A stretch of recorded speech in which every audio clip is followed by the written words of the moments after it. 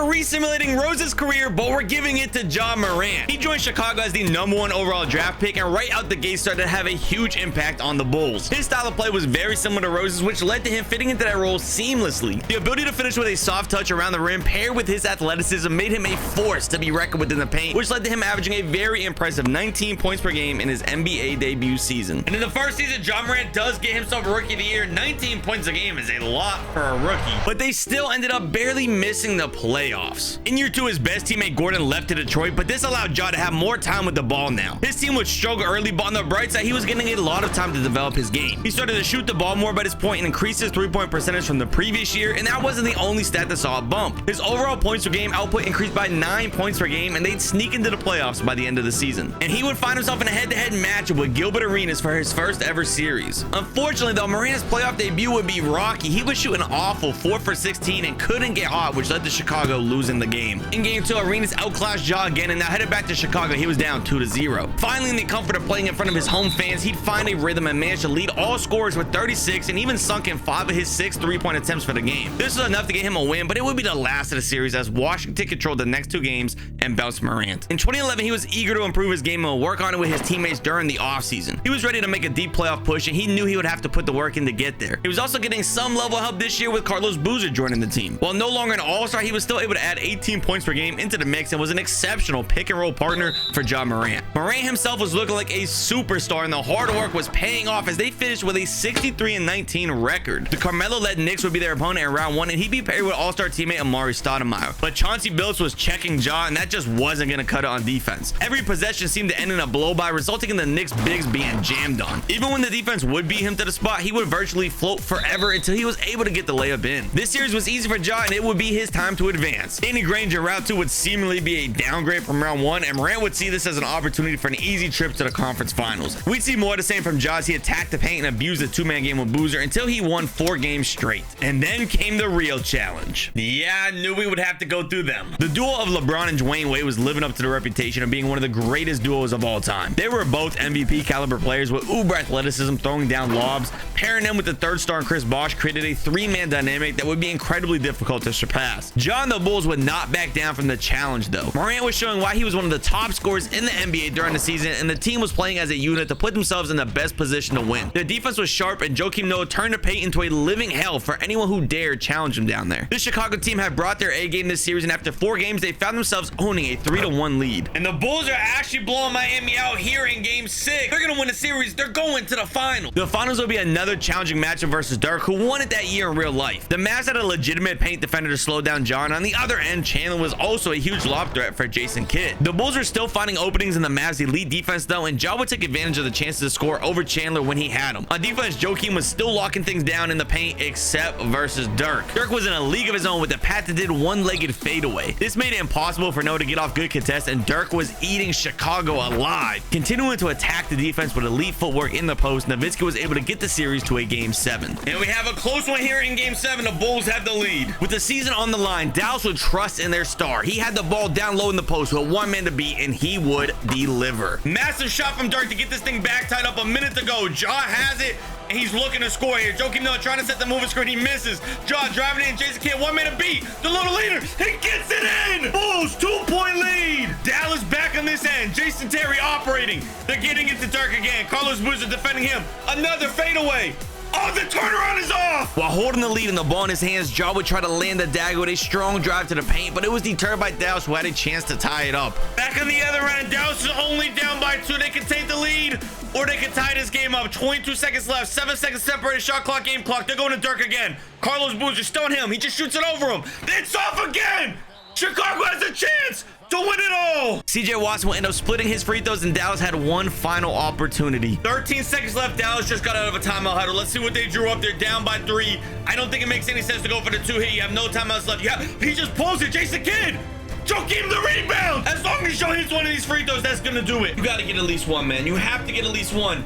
He hits it, thank God. And Ja has officially already won a ring, only in season 3 with the Bulls. After their first ring, management didn't settle and they improved the roster by adding Rip Hamilton. They were right back in the playoffs versus the Bucks, who have possibly the worst playoff team I have ever seen. Larry Sanders being the second best player wasn't going to get it done, and the series was over before it even started. Round 2 though, Dwight was ready to swat anything Morant brought into the paint. This series was filled with Ja challenging Dwight at the rim on one end and then Dwight challenging Noah on the other side. It felt more like a dunk contest than a playoff series, but the Bulls still advanced to 6 and landed a rematch with the Heat. And the Bulls Cruz just got hurt for the season. He's not going to be available for the Miami series. Hopefully they can still win without him. Ja would quickly run away with games 1 and 2, and things looked like they were going to be a repeat of last year. But Wade would completely flip this switch in efforts to save LeBron's legacy by having his best play since the 2006 finals. D-Wade had totally turned back the clock. It was conquering his hometown team's defense, and with no way to limit Wade's attack, Miami would go on to win the next 3 games. In game 6, Ja would retaliate from Wade's attack and produce a near flawless game in order to get his team a game 7 appearance. Ja with LeBron, he's using the screen, the little floater. He nails it to cut the lead down to 17. Hey, shout out to that one Chris Paul clip. This one was over though Chicago lost.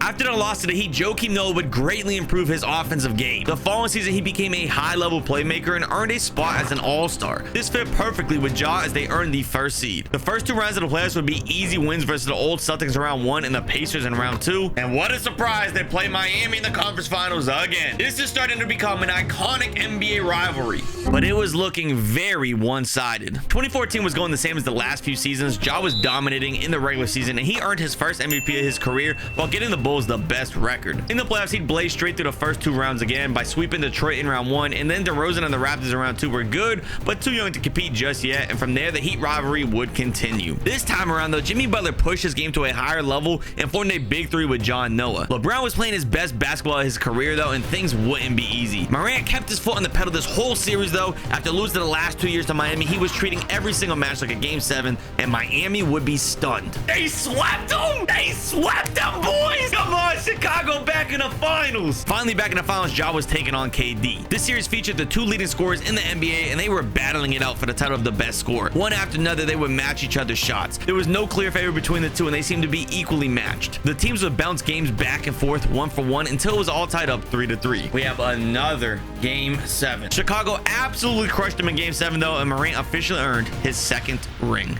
The defending champs got even better the following year with Pau Gasol. LeBron left back to Cleveland this year, and with him being upset by the Hawks, Ja would walk straight through the East for a trip to the finals. We had a guard matchup in the finals with Ja versus Curry, and they had very different styles of games, but they were both exceptional. Ja attacked the paint, and Curry sniped from deep. Ja had the better overall team though, which gave him the edge for this series. With them up 3-2 in the last seconds of game 6, they had a chance for ring number 3. With the game tied, Curry went for a tough floater, but Joakim Noah deterred the shot enough to force a miss and get Chicago the ball. The Bulls have the ball now, tied up with over a minute to go. Ja Morant with the ball. Andre Iguodala guarding him. They get over to Jimmy Butler. Down low to Patterson. Huge mismatch. Curry. Oh, he gets Curry off him. The hook. He misses the wide open hook. Warriors have it. Pau Gasol is settling. Curry pulls it from deep. He gets it in. Chicago still has time. Ja has it versus Curry on him. 50 seconds remain. Ja driving in the open paint. He gets it Dunleavy. The big 3. He gets it in! Golden State, let's see what they drew up in the timeout. They get it to Curry. I mean, who else is going to have the ball in a moment like this? Steph Curry, but Ja him. 37 seconds remain. Clay, quick pull. It's off. The Bulls have it. Ja after the break. He's driving in. He's pulling it quick. The floater's off. The Warriors get it again. Curry on the break on this end. Steph slowing it down. Joakim on him. Joe's a fantastic perimeter defender for his size. Steph. He pulls it back out. He didn't want that drive.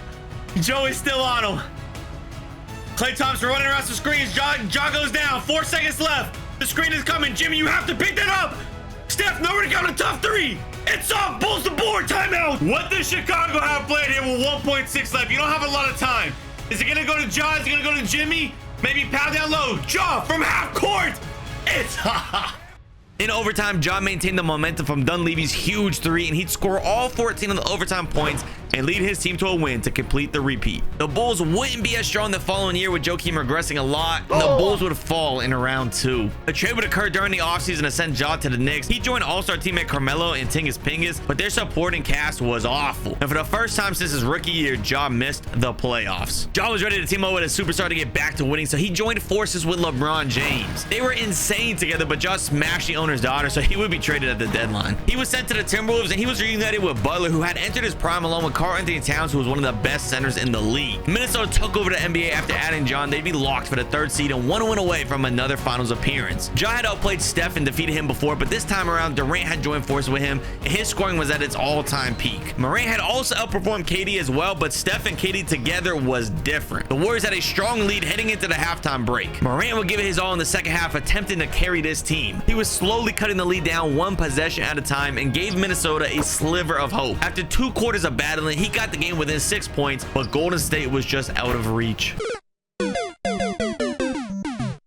The Bulls ended up trading Butler at the deadline next year, which killed any chance the Wolves had of contending. In 2020, he was on the Pistons, and that's enough said. From there, Ja went back to New York, and the first couple of seasons were good, but didn't end with any rings. In 2023, Brunson joined the Knicks, and they tried to run a small ball lineup with Ja playing at the 2. Well, that small ball shit is not working. They got worse. They're going to be in the play-in. Tatum and Brown were walking into playing with confidence against the Knicks. Once they got on the court, they showed why, and Tatum would crush the small ball lineup as they'd smack the Knicks easily. New York would have one more chance, though, versus Indiana, and Ja was struggling early versus these young Pacers. He would eventually catch a rhythm though and finding ways to score, but he began getting cocky and Indiana would end up with a chance. The Knicks are in a playing game with this thing tied with 90 seconds left. The Pacers have the ball. How did they even get here? This Knicks team is supposed to be good. Buddy Hield driving it in. He's hurt. Mitch Robinson forces a jump ball. Thank God. The Knicks win the jump and quickly is on the fast break actually. He gets slowed down, but Hield stopping him. Oh, is he going to force a bad shot? They get out to RJ Barrett. They're swinging around to Randall. I don't see Brunson on the court. It's actually just Ja there. Randall driving in, draws the foul. Randall does hit both. I don't know why Halliburton's not in the court. I checked. He's not fouled out. Buddy Hield is handling it here. TJ McConnell coming around looking for it. 56 seconds left in this game. The screen for Tice. Buddy Hield trying to get open. He's driving it in. He's going up, challenging Mitchell Robinson. It's off. Robinson gets the board, but the dumbass is out of bounds. Indiana has it again. Tyrese is checked in now. They're only down by 2. Tyrese driving in. Kicks it in the corner. Noura. Oh, that's a mismatch. Julius Randle's too little. Tyrese. John Morant guarding him. They get into Tice. Nowhere to go. Mathurin at the buzzer. It's off. The Knicks get the board. Quickly has it here. The Pacers are not going to foul. They're going to go for the stop. They get it down low to Randall. The trust of Randall in the clutch. Oh, that was Barrett. Ja has it now, though. Mitch Robinson the screen. Ja, the right side of the court, all to himself. Driving it in. Nowhere to go. He's trying to force it. I'm pretty sure he was out of bounds. Delay. It's off, but he gets the board.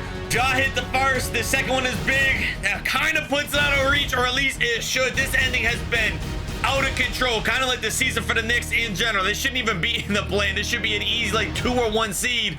The deep 3 is no good. The Knicks are actually making it to round 1. His round 1 matchup was versus the Hawks and superstar Trae Young. For an 8 seed, they'd actually put up a respectable fight versus the 1st seed, and it appeared they might actually be able to pull off the upset. They would fight admirably, but in the end, they would end up falling short. And another loss for Ja. Since leaving the Bulls, he just has not been able to get anything done. Desperate for one more title, he would join the contender Grizzlies. And yes, he's playing with Derrick Rose. Look, I needed someone to replace the OG Ja on the Grizzlies roster. I figured who better than year 4 Derrick Rose. Needless to say, these two were incredible together. Once this team got on a fast break, it was all but guaranteed that they would score, and they would finish with the best record in the West. Morant was eager to make another deep playoff run. With Sacramento in round 1, he'd take the first step by leading all scorers with 31 in a clean sweep of the Kings. There'd be a strong backcourt waiting in round 2, but Ja and Rose were better. This athletic duo was dominating everything in their way and would advance again. Finally, with Zion Williamson as their last hurdle, D Rose and Ja would be advancing to the NBA Finals. He earned the opportunity for a rematch versus the Hawks, and he was thirsty for revenge. So he would score at will and get the Grizzlies a strong 3-1 series lead. Trae Young was not going to be falling that easily though. He kept fighting in games 5 and 6, and there was nothing Ja could do to stop him. This series was all tied up, and we would be in for a treat. Ja Morant is a few stops away from another NBA championship. The Hawks are down by 3. Trae Young has it.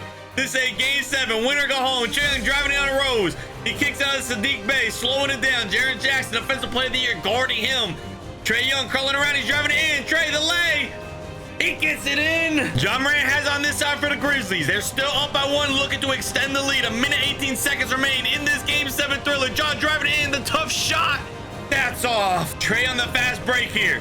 Sizing up his competition. He's going quick. He takes a tough jumper, and his is off as well. Derrick Rose gets it over to Ja. Ja's pushing the pace. He's trying to go quick.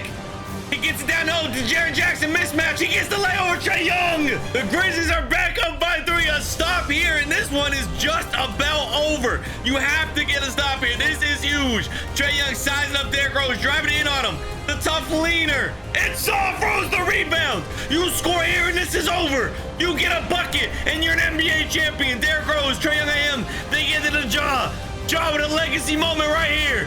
One-on-one. DeJounte Murray's got the rest of the court all to himself.